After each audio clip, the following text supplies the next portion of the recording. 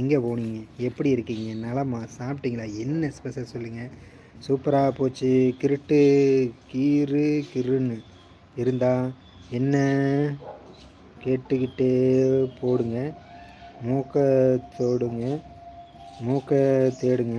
அப்படின்னா ஸ்கூல் பசங்க சத்தியமாக ஜெபின் அவர்களே, நிஜமாலும் சொல்கிறேன். நீங்கள் சொல்கிறது என்னன்னு கூட எனக்கு புரியவே இல்லை. பார்வதி போகாதீங்க, ஏன் இன்னைக்கு தான் வந்துட்டு உடனே போகிறீங்க? கோபி சார் ஓகே பாய், நான் போய் தூங்க போகிறேன். பார்த்தீங்களா, இதுதான் நம்மளை மிஸ் பண்ணுறதா? இன்றைக்கி தான் வந்தீங்க, வந்ததுக்குள்ளே சரி நான் போய் தூங்குறேன் அப்படின்னா நான்லாம் ரொம்ப ரொம்ப மிஸ் பண்ணுறேன்.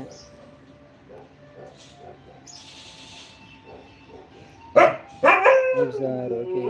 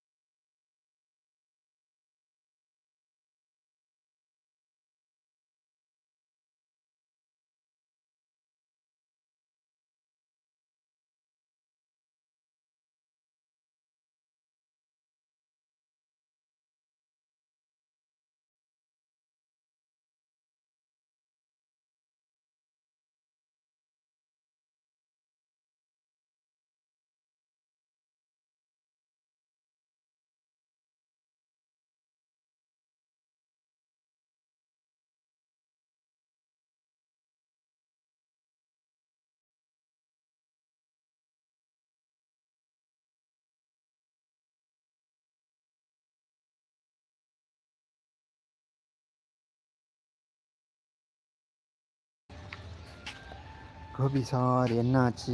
ஒன்றும் ஆகலை, நிஜமாக ஒன்றும் ஆகலை. போக வேண்டாம் அப்படின்னு சொன்னேன். ஜபீன் அவர்களே சரி ஓகே, நான் சாப்பிட போகிறேன். குடல் குழம்பு, தேங்காய் பால், சோறு. பாய் சாயந்தரம் வரேன். சவுண்டு வரல, சவுண்டு வந்து விட்டது. குடல் குழம்பு சாப்பிட போகிறீங்களா? வயிற்றாலேயே போகும் கண்டிப்பாக ஜபீன் அவர்களே, சரிங்களா? எண்ணெய் விட்டுட்டு சாப்பிட்றதுனால கண்டிப்பாக உங்களுக்கு வயிற்றாலேயே போகும். அதனால் ₹1 எனக்காக ₹1 சாப்பாடு எடுத்து ஓரமாக வச்சுட்டு சாப்பிடுங்க, வயிற்றால போவோம். பார்வதி நீங்கள் என்ன சாப்பிட்டீங்க சொல்லுங்கள். ரெகுலராக இரவு 7 மணிக்கு லைவ் போட்டுட்ருக்கேன், கண்டிப்பாக வாங்க.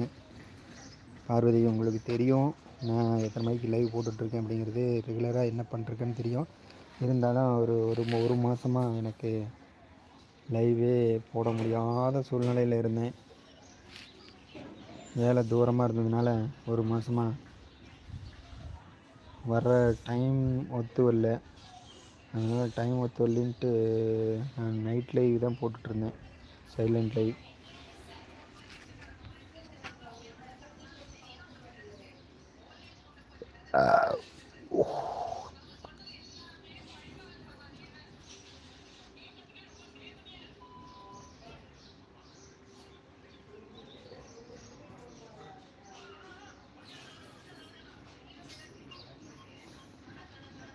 துளசி செடி, துளசி செடி அட ஏப்பா,